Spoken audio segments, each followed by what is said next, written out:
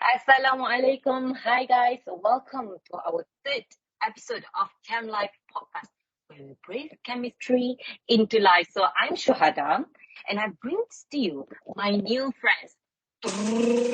Boom.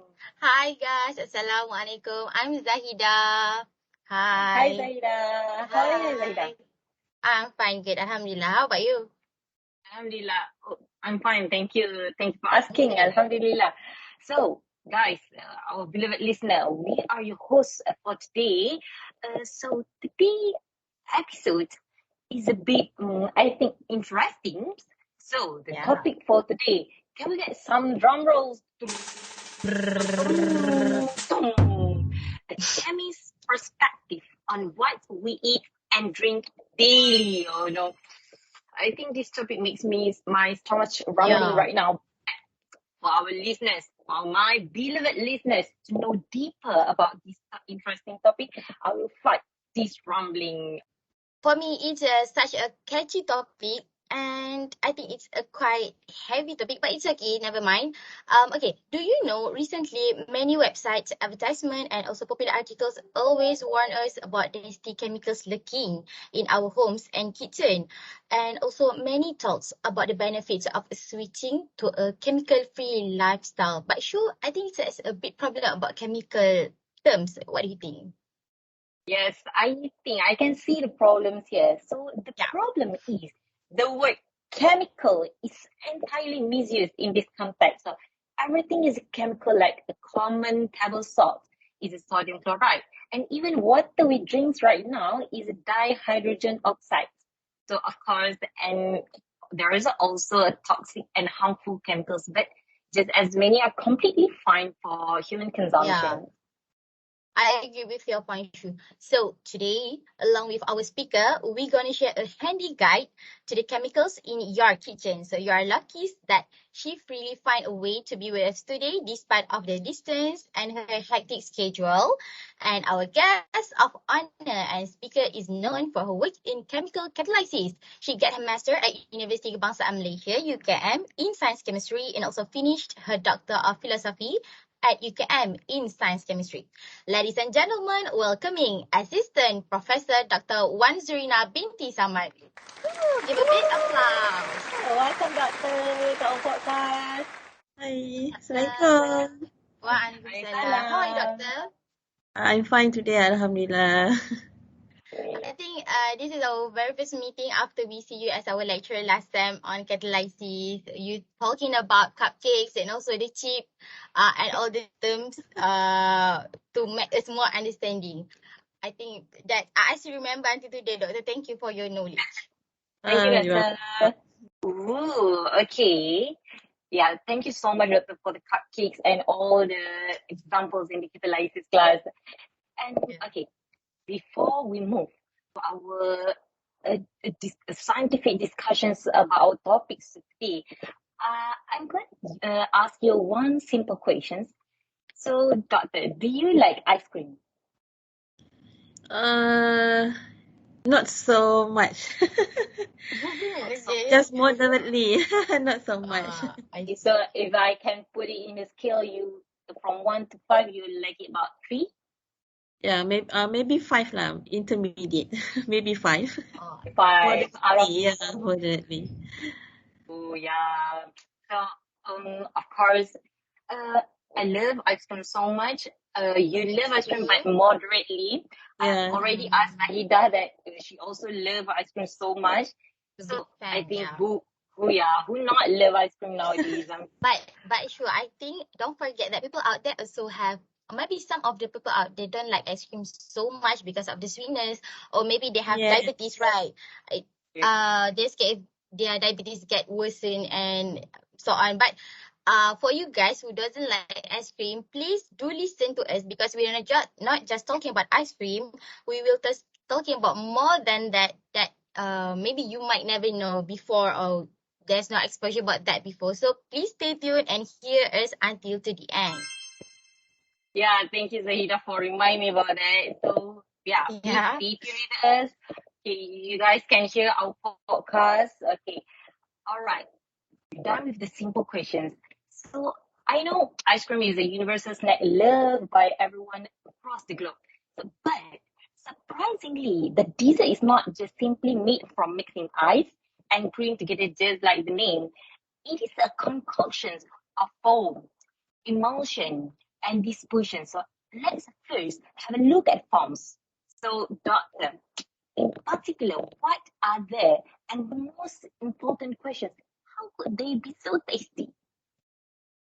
Okay, so if we talk about forms, I think that maybe all of you already know the physical texture of the forms. Okay, so basically, form can be defined as stabilizing agents. Okay, maybe the simplest word is gelling agents. Okay, and then the form usually contains the air. Okay, air bubbles inside. Okay, so and then how can we form or how can we produce the forms? Okay, just simply we have to whip, okay, whipping the solutions or maybe the solids. Okay, we can have the form whereby in the solid or in the liquid, and then actually it involves the proteins. Okay, it involves the proteins reactions. Okay, so basically we have the trapped air bubbles. Okay, and then outside the air bubbles, it have the proteins. Okay, so the protein coat the air bubbles. Okay, so that we can have various forms. Okay, so this is all the contributions from the protein itself. Okay, so that is the forms. Okay, and then the next question. So how can we make the form to become more tasty? Okay, so in general, of course, we need to add some flavors. Any flavors that you like. Okay, you can add any flavor that you like while making the forms. Okay, for example, maybe you can add flavor of durians or maybe rambutan or maybe some extreme flavor. Okay, as long as it is tasty for you. Okay, and then for your informations, okay, we have air bubbles inside the forms. Okay, and then for the flavor molecule usually contain a volatile compounds. Okay, so when we we do the whipping process, we will incorporate the air bubbles and also the volatile compound inside. Okay, and then that's why the air bubble will hold the volatile compounds. Okay, and then we can have a different mouthfeel, and then we also can have a very significant flavor in our mouths. Okay, so that is the chemistry inside the forms. Okay, can you understand it?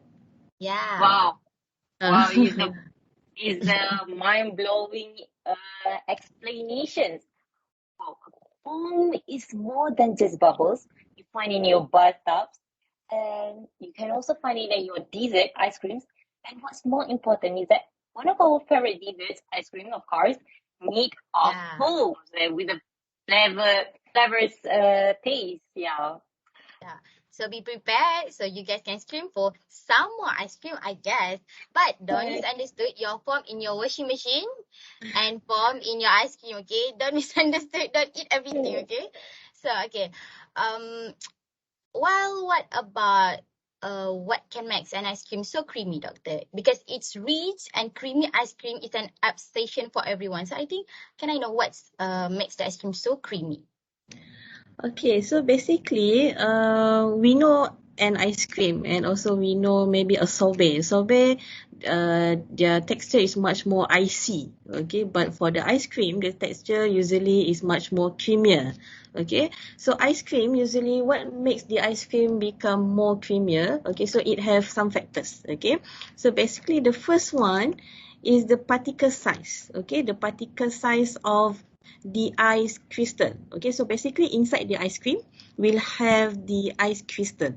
Okay, we may be not able to see the exact ice crystal by our naked eyes. Okay, but there is ice crystal inside. Okay, so basically, if we have the smaller size of the ice crystal, it can have much more creamier and also thicker texture. Okay, so all of these conditions condition will be exist during the freezing process. Okay, when you want to freeze up the ice cream. Okay, so that is the first factors. Okay, the particle size of the ice crystal. Okay, the smaller the ice crystal, the more creamier and also thicker texture that we can have. Okay, other than that is of course the fat contents. Okay, we know that ice cream also contain fats, okay, such as from the milk, and then maybe for a dairy products, okay, dairy products.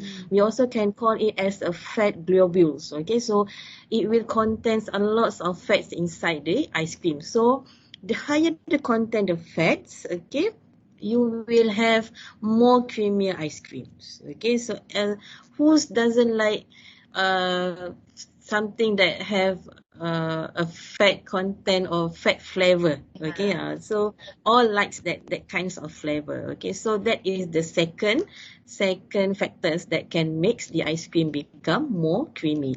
But the thing that you need to take note is the process. Okay, so basically maybe in order to improve the texture, okay, to become more creamy, okay, we need to have a very rapid chilling process. Okay, rapid chilling, okay, in order to freeze up the ice cream. Okay, other than that, make sure that you will have a constant stirring process.